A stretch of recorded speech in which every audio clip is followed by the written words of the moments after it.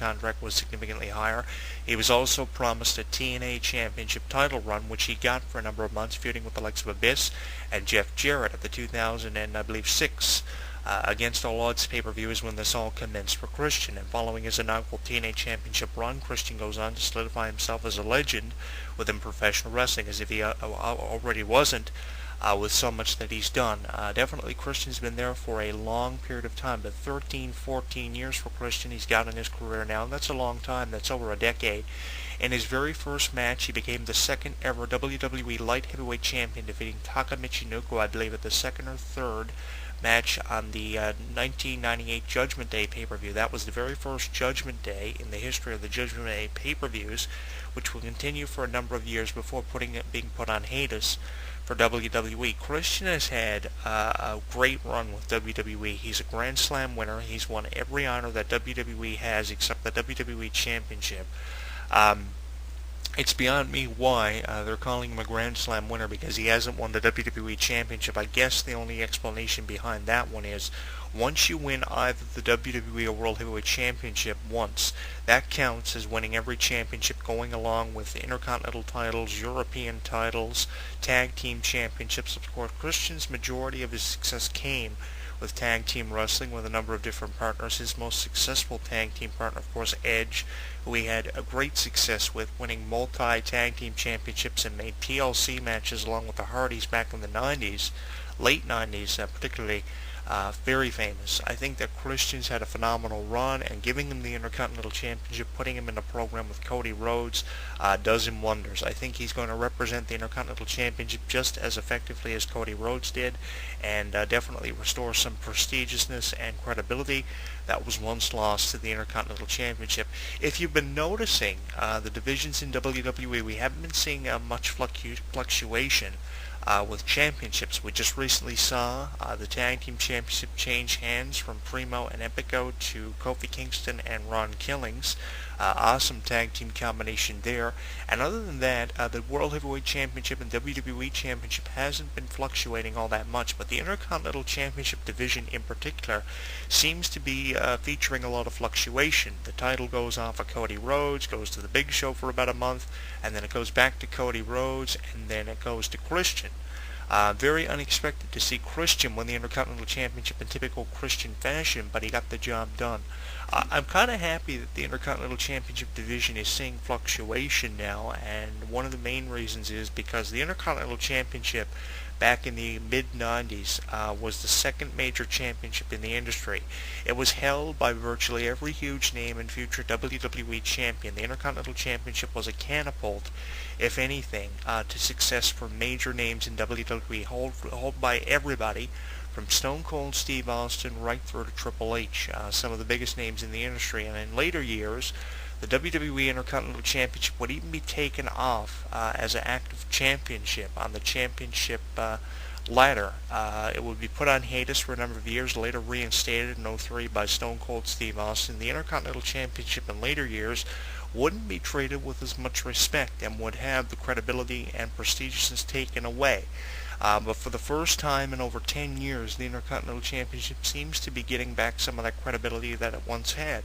And it's because the Intercontinental Championship is being put on champions and individuals who can represent the championship better than their fathers, their family members did back in the 80s and 90s. Of course, the first Intercontinental Champion, of course, was Pat Patterson, and the Intercontinental Championship has had a DVD documentation released, and if you're able to find that, definitely go back in the WWE archives and try and find it and sit down and watch it. Invest the time to seeing it, because it has an illustrious documentation of what the Intercontinental Championship has meant to wrestlers back in the 80s and especially the early 90s, which was an infamous decade to the Intercontinental Championship. Definitely helped from everybody to Stone Cold Steve Austin right through to Triple H. Even The Rock solidified himself as one of the best damn Intercontinental Champions, in his words, defending the title against everybody from Owen Hart to Ken Shamrock. Ken Shamrock and The Rock had absolute classics over the Intercontinental Championship, and some of the best matches in WWE history came over the Intercontinental Championship. Mr. Perfect,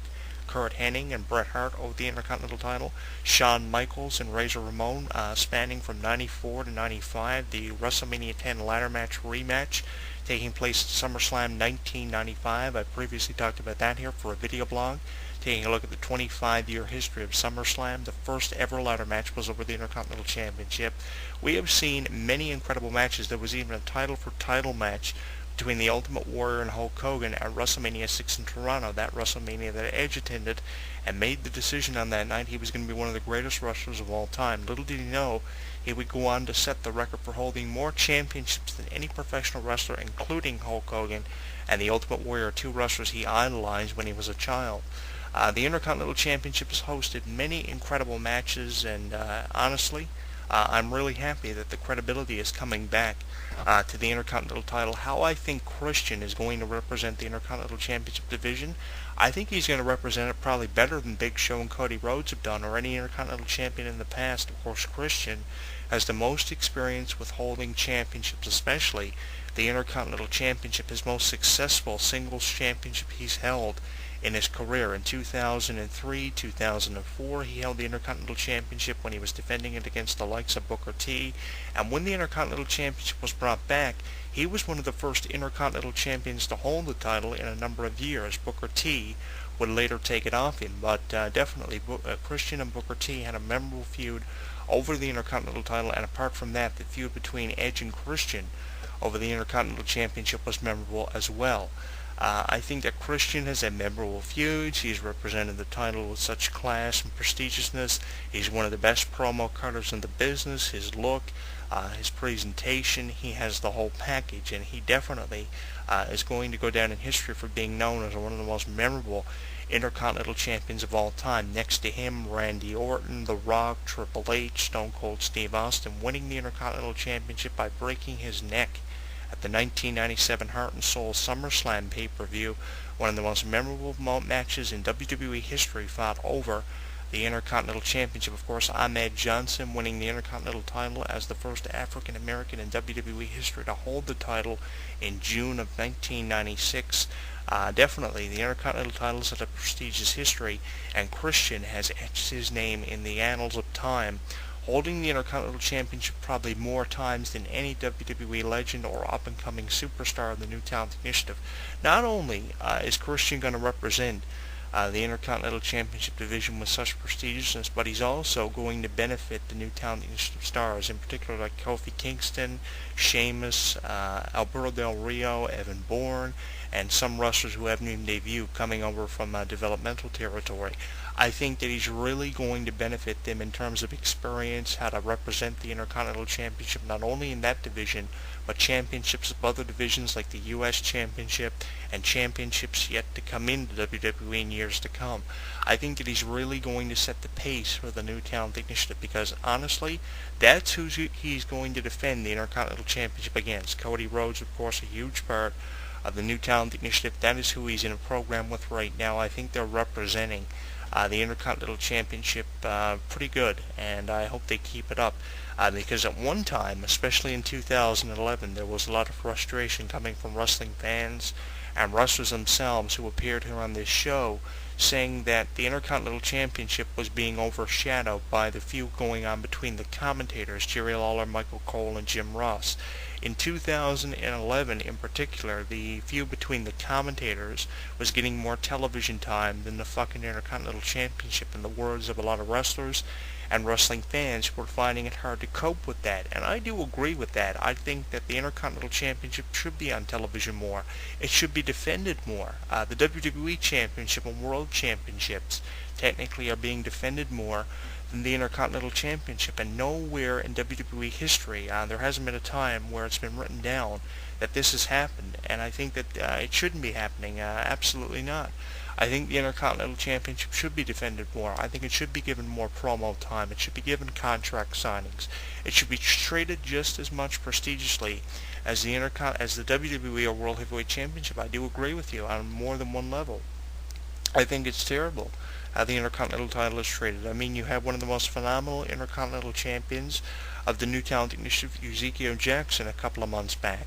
And where's Ezekiel Jackson right now? He's jobbing on editions of WWE web shows to people that WWE believe are substantial names and going to be bigger stars than him. Honestly, Ezekiel Jackson shouldn't be losing matches To people like Darren Young and Titus O'Neil, no matter how phenomenal they are.